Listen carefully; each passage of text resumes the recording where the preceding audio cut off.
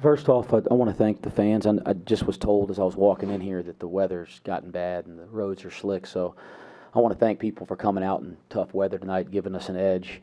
I thought we had a really good home court advantage with our fans tonight, sticking with us even through some tough stretches. And then everybody out there drive home safe. I should have said it on the radio. I didn't realize it gotten bad, but I want to say that. And shoot, I got to say that to my players too. If they got short drives back to their apartments, then we need to be careful. So listen, you pleased with the win? The first thing, I think our guys made plays down the stretch when it mattered, and that part's the part that sticks out to me the most. We needed to make some plays to win a game. It's a tie game at the under 4 media, and I thought we made plays to win it. Jizzle, and not just because he's sitting beside me, was terrific tonight offensively. I think him and I both think we get a couple of those defensive possessions back, and he knows that'll be the film that we look at tomorrow. But he was terrific tonight and starting to find the rhythm that we know he can play with. Aziz sitting here beside me, he's playing with a different pop. He's converting around the basket. I thought some of those catches in traffic and conversion the last couple games has been a differentiator, and then seeing the double-double and him getting on the board. He's finally making his presence felt on the offensive and defensive board a little more, and I'm pleased with that. So Josh Reed, as I told you guys, he played his best game of his career in here this past weekend, and we knew that wouldn't stand. He's got a lot of basketball. He's not doing anything that surprises his teammates or his coaches, but I thought he played another terrific game tonight and gave us a huge lift. I thought the floater, his last basket, was a big basket for our team, as was Day-Day's. I thought Day-Day's 3 with the shot clock running down was a really, really important play. Gabe Matson, I wish I'd have got a chance to coach him because he seems to like shooting fifth, third.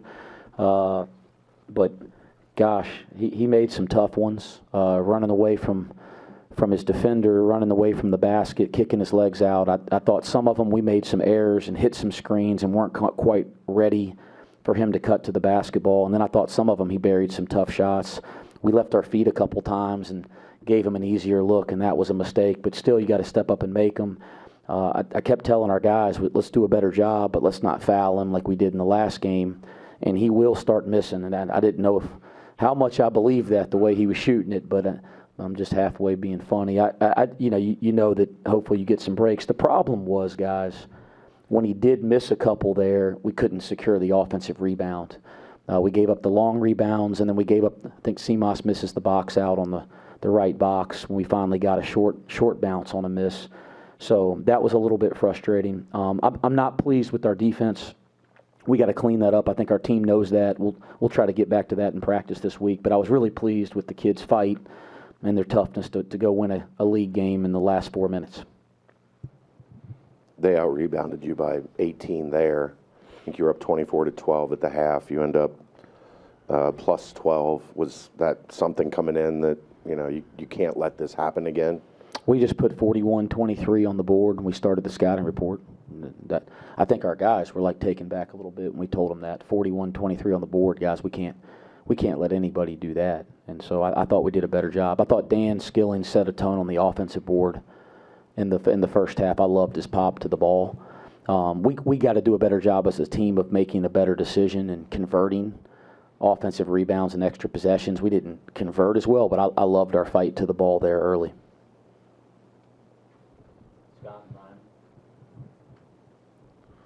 The two guards seems to be working out pretty good. Obviously, Jizzle making everything to start the game. But how about Day-Day down the stretch? He makes some key buckets after not scoring most of the game.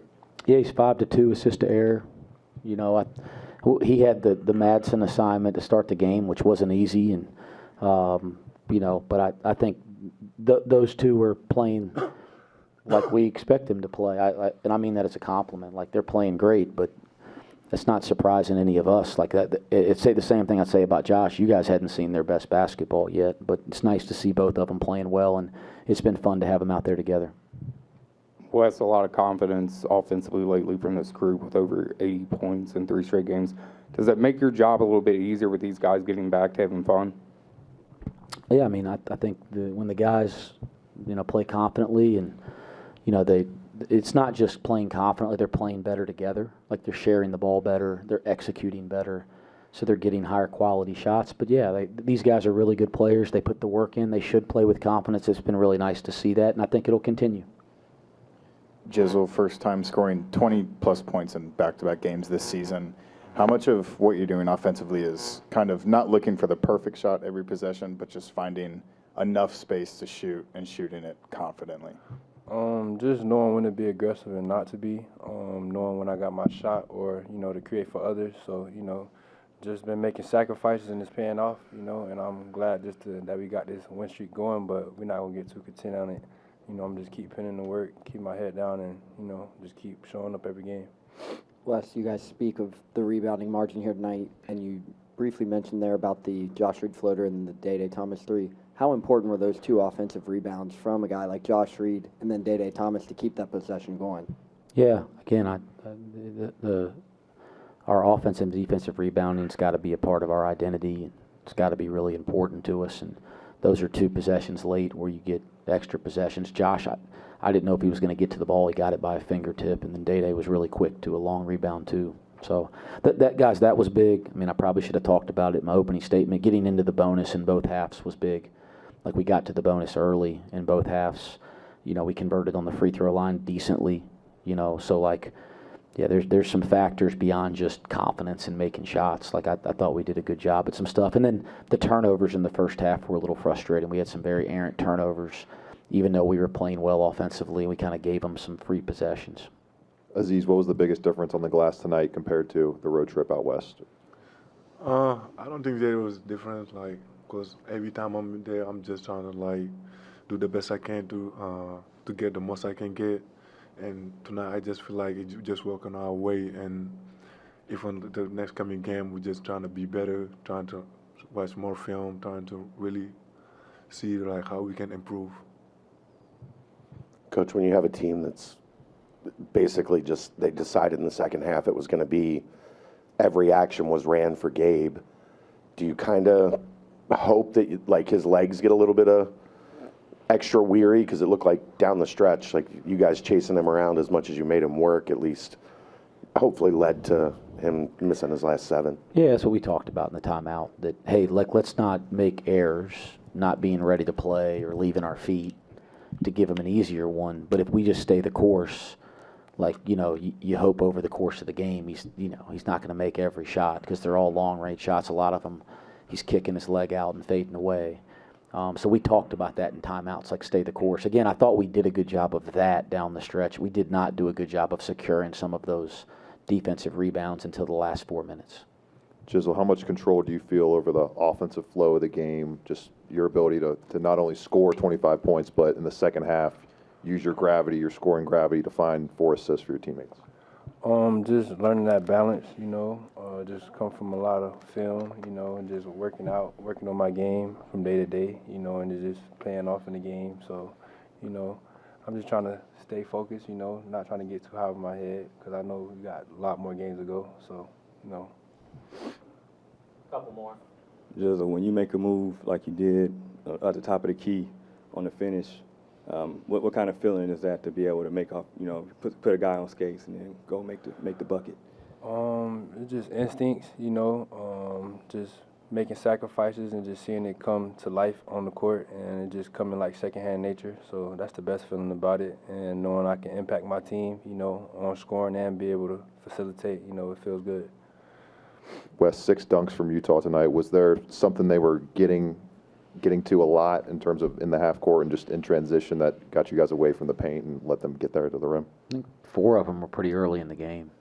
One of them, you don't get back in transition.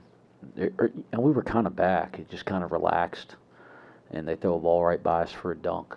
2 of them were breakdowns early in ball screen coverage. We were overreacting and not playing our coverage correctly. And, they move it, dunk it based on a rotation. So, I can't remember the 4th one early, but a lot of it was earlier in the game. And a lot of it was breakdown, but they're a good offensive team. You break down defensively, they still have to go make a play. Oh, and then Gosh, the one at the end of the half was really frustrating. We broke down our ball screen coverage and our ball screen protection off the ball. We should have made a play on it.